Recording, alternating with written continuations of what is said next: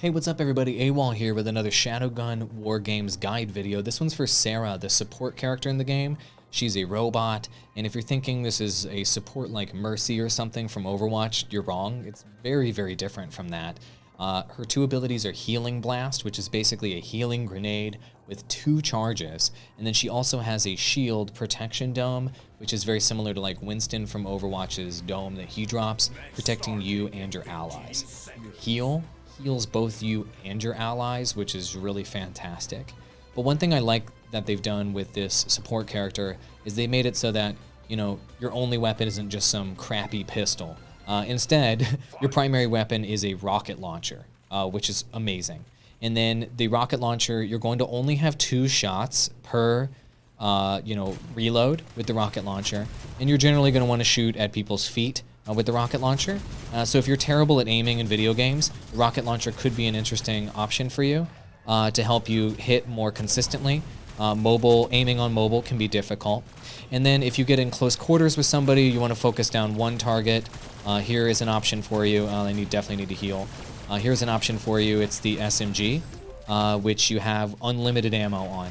And so if you're getting in tight quarters like this, you want to get up there with your allies on the front lines, you can with the SMG. And then you can back up and shoot a group of people when there's a group with your area of effect shots with your rocket launcher, which is interesting. So when they're bunched up, you almost always want to be using the rocket launcher to maximize your damage, which is great. And, oh gosh, I didn't get that kill. Are you serious? Let me see if I can get it from downtown. I got it. There's the kill from downtown. So get ready for esports. Esports rocket launcher shots. But anyway, as you can see, I'm trying to, as much as I can, aim for the enemy's feet as much as I can. That's definitely a way in almost all first-person shooters to maximize your damage and your accuracy with rocket launchers, because it'll explode on the ground and then damage all characters in the area around that explosion. And anytime you're low on health, or you see that you're in a center of conflict area, drop down that protective dome. Your allies can both jump in there, and so can you. And then you can heal yourself up with a heal nade, which is really nice.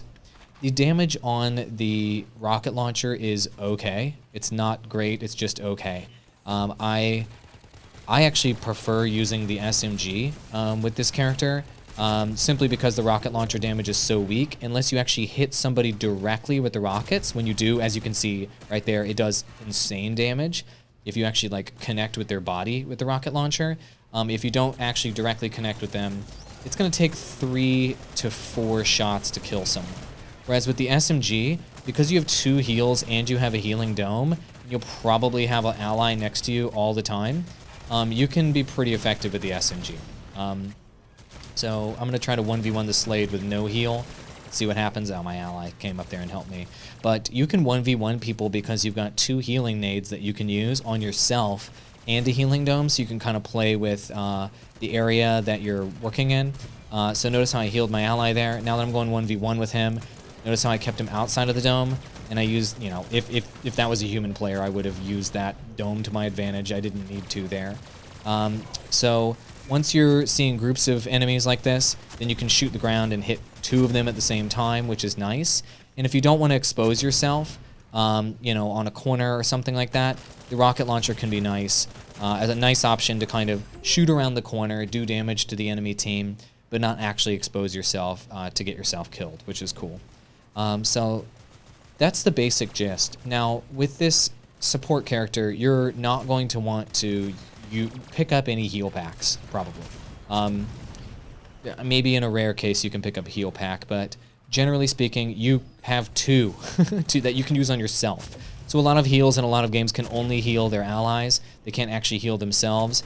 Because you can heal yourself like this anytime you want, there's really no reason for you to be taking the med packs that are sitting on the ground. You're actually doing your team a disservice in removing healing from them during a match. I highly recommend not doing that. That's a terrible idea. Now, don't think of this character as somebody that you're going to get a lot of kills with. You're probably just going to get a lot of assists.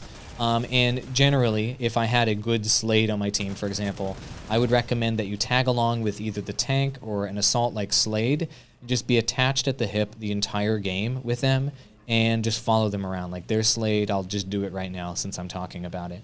You follow Slade. Anytime he engages with anyone, you know, you're going to go ahead and heal him. You're going to go ahead and drop down the dome. There, I just healed him up because he got damaged. You're going to drop down the dome. When the enemy team's around a corner, you're going to go ahead and shoot your rocket shots over there, see if they're there, and, you know, hopefully be able to communicate with your team if you're able to get on comms. And, you know, you can shoot the rocket launcher shots ahead of, you know, an altercation. And if you see damage tickers around the corner, you know the enemy team is around the corner, for example, which is really cool.